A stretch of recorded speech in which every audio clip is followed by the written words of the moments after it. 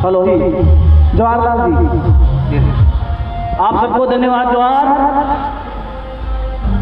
आज झालावाड़ जिले के पिपलोदी गांव में जो घटना हुई, इसको लेकर हमारे सरकारी स्कूल की छत गिरने से जिन मासूम बच्चों की देहांत हो गया, उसके लिए जो महापंचायत रखी गई है, तो ये बात हमें सलूमर जिले में मिली और इसको लेकर हमारे दिल में जो एक हमारे समाज के प्रति जो खून था वो जो गर्म हुआ और हमें वहाँ सलूमर से 400 किलोमीटर चलकर यहाँ तक आना पड़ा, क्योंकि हमें गर्व है, हमारे पुरखों ने हमें ये सिखाया है कि जिस क्षेत्र में हम से उतर रहे हैं वो हमारे पूर्वज ज़्यादा दूर के नहीं थे।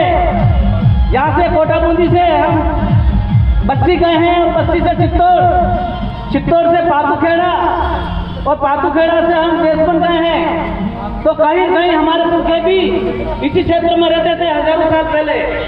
वही खून हमारा आज गर्म हुआ तो दौड़ के यहाँ आपके बीच में हम आए हैं। तो मैं आप सबसे ये निवेदन करना चाहता हूँ कि आखिर में इस महापंचायत की तो सरकार को मुआवजा देना चाहिए, वो हमें क्यों नहीं दिया? सरकार हमारे साथ में हमेशा भेदभाव क्यों करती है? आखिर में हमें ये सोचना चाहिए कि इतने दूर से आगे हम यहाँ विचार रख रहे हैं, तो हमें आसपास की जनता से भी ऐसा हमें अनुभव है कि वो भी इस मुद्दे को लेकर आगे आकर हमारे मृतक बच्चों को, जैसे कि यहाँ लिखा हुआ है कि 1-1 करोड़ मुआवजा देना चाहिए, तो क्यों नहीं देना चाहिए? क्योंकि एक हमारे उदयपुर की घटना होती है, वहाँ तो किसी विवाद की वजह से सरकार 1 करोड़ रुपया दे देती है और यह हमारे सुना है मतलब बच्चों को 5,000 रुपया दे रही है। ऐसा क्यों? आखिर में 5-5 लाख तो सरकार को वैसे ही देना है और नौकरी वैसे ही देनी पड़ती है। वहाँ तो दे दी थी, इसकी कोई नौकरी नहीं थी। या तो हमारे सरकारी स्कूल में बच्चे पढ़ रहे थे, कोई प्राइवेट स्कूल में नहीं पढ़ रहे थे।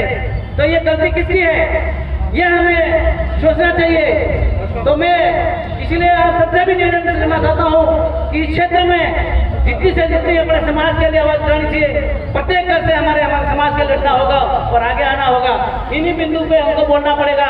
जैसे कि लिखा हुआ 1 करोड़ बच्चे को देना चाहिए, 10 बीघा जमीन देनी चाहिए और बच्चों का जो इलाज करा रहा है 75 लाख उनको देना चाहिए। इस नियम के आधार पर चल के हमारे गाँव में क्षेत्र में जाके ये आवाज को फैलाना है। तो मैं तो मेरी छोटी सी बात कहने आया हूँ आपके बीच में।